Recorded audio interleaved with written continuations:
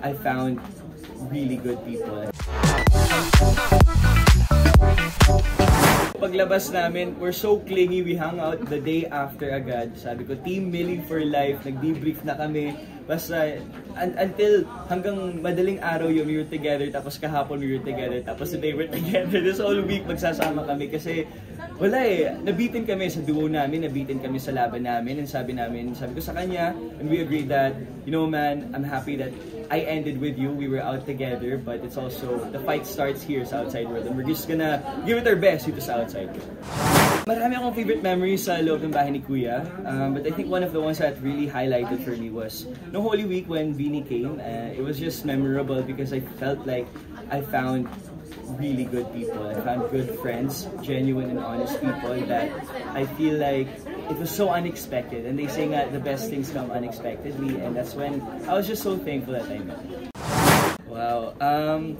Nung paglabas ko kasi sa bahay ni Kuya, we saw the supporters waiting outside the gate, and it was really heartwarming kasi honestly, I had no expectation. Hindi ko alam kung may tao nagmamahal sa amin, but the fact that we received that love, nagulat kami ni Emilio, and nung nasasabi din na part ako ng Big Four nila, it's really an honor. I mean, I'm really so apologetic kasi I wanted to do better. I wanted to stay longer and make it to the big night. Kaya I'm sorry to the people who expected me to be in Big Four, but I really just want to say thank you, and I gave it my all. I fought my heart out, and it was a good battle for me, and it may not have been the best outcome, but I'm happy that I get to meet the people who are loving me and supporting me. I'm just so thankful for them.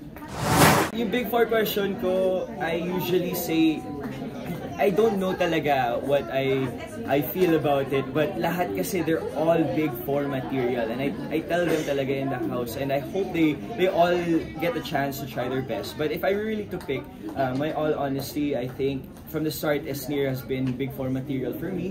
Nandun din si Will, of course, fellow kapuso na talagang best friend ko din yan, si Will sa loob. And then, nandyan din si Ralph. Si Ralph has qualities of a Big Four. Also River. I think River has been a really good brother to me. He's a good person, he's a good man. Si AZ. Si AZ is a beautiful woman, inside and out. And her growth, please guys, please support her kasi, you know, I'm so proud of her. She was slowly